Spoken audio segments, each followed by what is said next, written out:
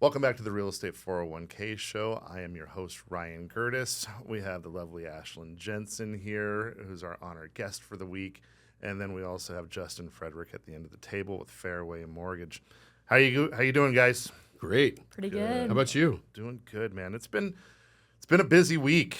We've had a lot of fun curveballs to catch in the dirt. You know, Oh, yeah. You like that metaphor? Yeah. Being that we're right here in postseason. Oh, yeah. You know, love, Never know when it's gonna love bounce. October.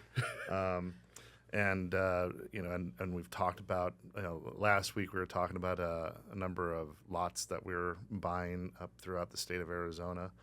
That took a nice, good, big, healthy step this week. So excited about that. And we've had a lot of investors come out of the woodwork this week, and they're just saying, "Hey, look, I'm seeing good things. I want to hit it before the election comes because everyone else seems to be waiting on the election. I would like to get ahead of that before that storm of people start buying and then creating a bunch of competition." And just like we've been talking about, it's been extremely advantageous for them. They've already seen $10,000, $15,000, $20,000 price increases and appreciation on the homes that they've gone under contract this past 45 to 60 days. So it's been really exciting seeing the buzz going on with that. But in true form on Fridays, we want to talk about a couple of different stories that we have going on throughout the past week and kind of share some of the aha moments. So, Justin, what do you got, brother? Yeah. So one of mine is I got a buyer who just separated from his girlfriend. They owned a house together. You don't know whether to say, "Oh, sorry, man," or "Congratulations." You know, they had a kid together too. It was that's a bummer, man. It felt painful on the phone with him, so I didn't want to stir that up too much. Right. But he was looking at possibly buying a house close to her, so he could be close to his kid. Didn't know if he could afford it, and we found him. Well, first of all, we got him pre-qualified to purchase in that neighborhood, which was super exciting for him. But she had to get him refinanced off the house. Unfortunately, she didn't want to talk to me at all because she felt like I had ties with our borrower. Mm-hmm. So she started going through the process with Everyone has to choose a side in those situations. Yeah, it feels yeah. like, and that's not necessarily the reality. Yeah. So she started going through the process with her lender, and I have to have a copy of a closing statement, basically, to show where the cash is going to be coming from and that he's going to be getting off of that loan. So she turned in the documents, or he turned them in to me so I could see that he was going to be removed and this is where the cash was going to be coming from. Well, came up that my rate was 0.75% better than the rate that was over there. And I just told him, I'm like, hey, I know she didn't want to talk to me, but I can save her a lot of money on this. And it'll be in my control, so I'll make sure it gets done on time. Sounds like a lot of moving parts. There's a lot of moving parts and there. if you add just another personality to it, And another title company. it almost doubles the amount of Sure. moving parts. So I was able to save her, I think it was like $330 a month on her payment. And I was able to save her a bunch in closing costs too. So that was the first part of the story that was really cool. Second part of the story is he was buying a house that was a little bit older, needed to be fixed up, and had an issue with the roof. I'm dealing with a newer agent. Didn't really know how to go through this, and he wants the roof fixed up. I recommended we could look at renovation loans, but I also talked to the title company into doing a holdback on the side. Good. That didn't involve me, which is a big deal because it costs extra money, and roof's not one of those things where we could do an escrow holdback.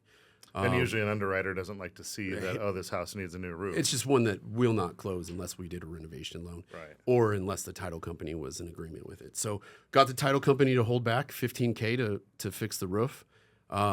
He's happy. Girlfriend's happy. Both trust me now.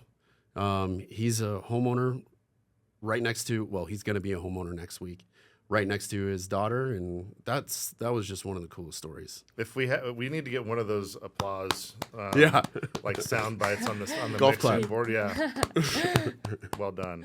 Yeah. And if you would like to be part of our storytelling here on the Real Estate 401k show, go ahead and text the word story to 623AZ Recon.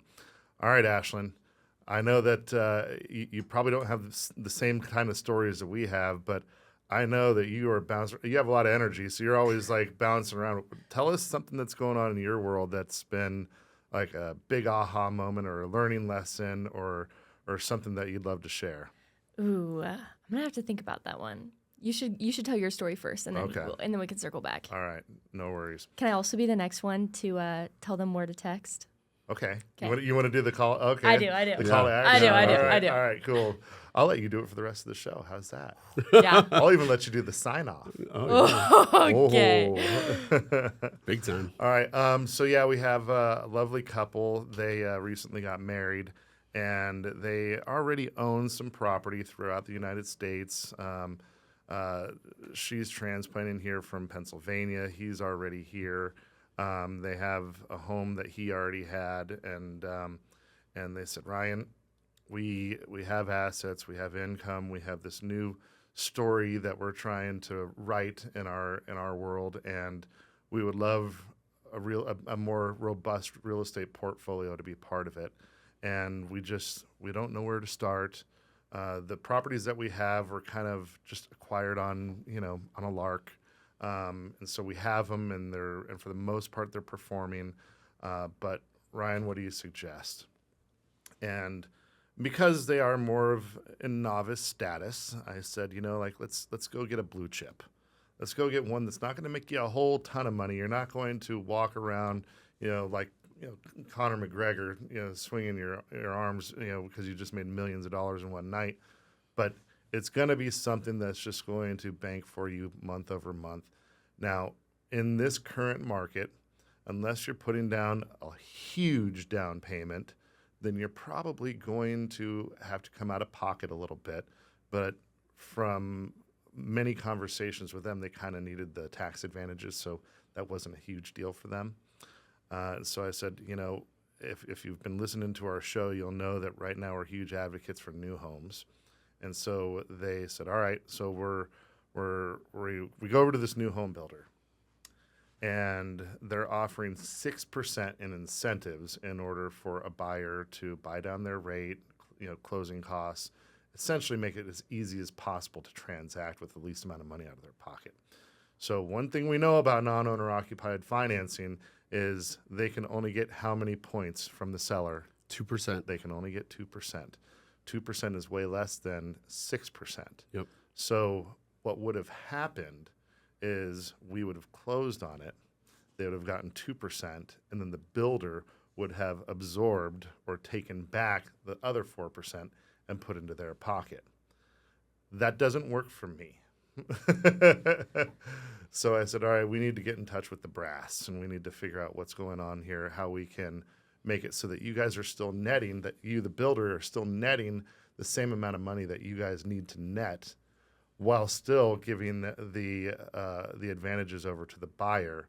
So the way that we've written it up is that they are going to get 2% at closing, and then they are going to give us, Mike and I, an additional 4% in commission. Furthermore, Mike and I have signed a contract with that buyer that upon closing and release of that additional commission, that we are going to give it back. Now, I know that you hate that. Yeah, I don't want to hear that. Yeah, well. La, la, la, yeah. So unplug the headphones, Ash. I didn't hear it. Yeah, but it's just another creative way that we're able to get across the finish line so that buyer and seller can still both walk away and feel like they won. So, and we were able to do that with a big box builder, and so that's It's something that it's just one of those creative ways that we work around the numbers. And super pumped for the builder, super pumped for our investor. I think that it's going to be a huge asset for their portfolio. Huge. So, pretty darn excited about that one. So that's the big success story of the week. All right, Ashlyn, you've had a chance to think. Plenty of time. Hey, if you want a real estate win like Ryan just talked about, you have to text STORY to 623-AZ-RECON. That's STORY to 623 Done. Microphone AZ-RECON. That's I'm done here. I've been waiting all this time. All right. Okay, I was thinking about aha moments. And I think this is going to tie back to something that you guys always talk about. So I've graduated, first time, like, working 40 hours a week, having all that income. And what I started to fall into and realize was there's this temptation to just work a little bit harder, put in the hours, and that's good.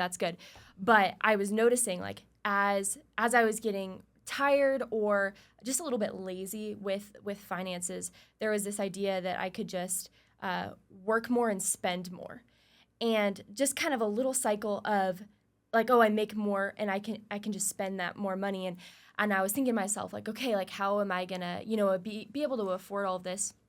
And there was something in me that was like, what would it look like instead of putting, like, mindlessly just putting more hours into working or bringing that income? What would it look like to take that time, like, stop spending a little bit and take that time where I would have just, like, tried to go work more, to be strategic about where my money was going and have it be going somewhere that would grow. And you guys always talk about not being in the rat race of being stuck living paycheck to paycheck. And it was just so easy to fall into, of like, oh, and just work it's a little American more way. and pay. Mm-hmm. Exactly. Yeah. And all of a sudden it was like, wouldn't I be in such a better place if I was slowing it down and really being smart and strategic about where my money was going, instead of feeling the need to just work more to, like, pay it off, and look to invest and have it grow. So that was my kind of aha moment, and just kind of changed the way, helped slow it down, but it makes my time more valuable and worth more, because at the end of the day, I'm going to see that grow instead of just back and forth. Especially at your age. Yeah. Right. When you make that money work right now, it's gonna grow so much more than if we were to make that money work. You know, you have so many more opportunities, being that you're as young as you are. It's so cool that you're just holding on to all this stuff. Yeah. And the fact that you're starting to understand your value in its truest form, I think is going to help you in all the years that you have ahead of you, because we see one of two scenarios with our younger generation, and that is they think that their time is so much more valuable than it is, and they walk into job interviews and they say, oh, well, I need to get paid $150,000 a year, and you're like, you're fresh off the boat here. Like, I don't know what to tell you, other than, like, I have people lined up with 20 years experience and the same background. They're asking less. And then you have the others that are over there just mortgaging their entire future because they're willing to work for $15 an hour when they should be more, whatever, $30, $50 an hour. And the fact that you are approaching your time as a quantitative measure and a qualitative measure, I think you keep that up, and it's just going to help just catapult you past your competition. You had an amazing future, and I'm pumped for you and glad to have you here. I hope I get to see, like, a snapshot of your life when you're like 50. Yeah. I just want to see what that looks like. Yeah, you're in a really cool position, because in 20, 30 years, this segment that we're doing, this episode is going to live forever. And you get to come back and revisit it, and maybe show your kids and be like, hey, look, this is where I was in my life, and these are the things that I was thinking about. Yeah. And here's where I am now. I think it's going to be something really cool, because we didn't have that. No. Yeah. It's like a time capsule. All right. I'll quit getting all emotional. Go ahead and tell them what they need to do. You need to text STORY to 623-AZ-RECON. All right. We end all of our Friday sessions with a a favorite or a suggestion or something that we just love about our state or what we do. And this week, Justin, it's your turn, buddy. Okay, so I mean, with the Halloween holiday coming up here, let's do, what is your favorite Halloween costume that you've seen out there, and where did you see it at? Okay. So I'm not going to bring up any of the costumes from my high school and college years. Yeah, you can't do that. Because those are inappropriate. those are definitely my favorite, but I think that the wrong message is going to be sent if I share those. If you want to know what those are, then you're going to have to reach out to me separately. But last year, my wife Christine and I, we always go to this one costume party where we always have to dress up, and I was pretty darn proud of it. Now, if you aren't familiar with the greater Phoenix area from back in the 70s and 80s and part of the 90s, then you wouldn't know. But there was this old show called the Wallace and Ladmo Show. Oh, yeah. Okay. Ladmo bags. So Christine and I dressed up as Wallace and Ladmo, and I thought we did a damn good job. And that was brilliant in my opinion on its own part. But what the real kicker is we made 50 Ladmo bags. And we walked around the party and started handed out Ladmo bags to everyone at the party. I saw grown men crying, bro. Yeah, I love it. I love it. So I want to switch it then, because I want it to be, what's your favorite Halloween costume that you wore? And, Okay. Yeah, I love that you did that, and I have one for myself too. So yeah, Ashlyn, you're That's up. good. That's Yeah. good. I have this thing where I always dress up as some sort, like some famous or cartoon character, but like a redhead. So I need some help. I need some help for this year's costume. Some iconic redhead. I've done like Black Widow, Ruby Roundhouse, like Kim Possible, like, and I'm running out of redheads. Jessica Rabbit. I haven't done that yet. That's a good one. Or you could go the complete opposite direction and do Pennywise.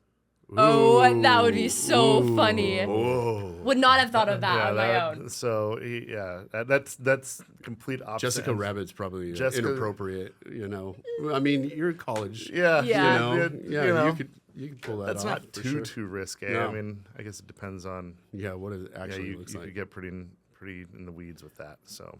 be All right, careful. so for me, like, I love how you approached Wallace and Ladmo, because it's all about how you act in that costume. Like, are you playing Yeah. the role? Yeah. And so that's what I'm all about, right? So a few years back, we got invited to a Halloween party, and I had nothing to wear. And so my wife was like, let's dress you up as an Angry Bird. And I'm like, how the hell are we going to do this? And so she pulled together the outfit, basically. I'm one of the happiest dudes. How can I be an Yeah. Angry Bird? And this was a bunch of friends from high school that were all together. And I'm like, let's do it. I'm all in. Let's go. And I mean, she had me in a leotard. With like tights on. Bro. It looked horrible, but my right. face, but I was So acting if like you an Angry text Bird. the word costume to 63 AZ Recon, we will send you a picture. I wish I of had Justin in a what? And I might have one, but I was running around the party just laying people out. My buddies, just laying them out. And I'd make this screaming noise and then just go. Boom! Yeah. Oh, yeah. When you heard that, Yeah. you're hitting the deck. One of my buddies, Colin, I got up on the roof of this house, and this was in my 20s, so I'm not this limber anymore. Yeah. He comes walking out of the back of the house, and I jumped off the roof and landed on top of it. It was great. It was great. It was a great party. That's a good We one, had a good dude. one. Well, thank you guys so much for tuning in. Hopefully you got some good stuff out of today. And if you didn't have any ideas on how to dress up for Halloween, maybe you got some inspiration here. Ashlyn, get us out of here. Yeah. Hey, there's nothing more that these guys like than a good time and a real estate win. So if you want to have a story where you're on the other side of this, like you're hearing, go ahead and text costume to 623 AZ Recon. Have a great rest of your weekend.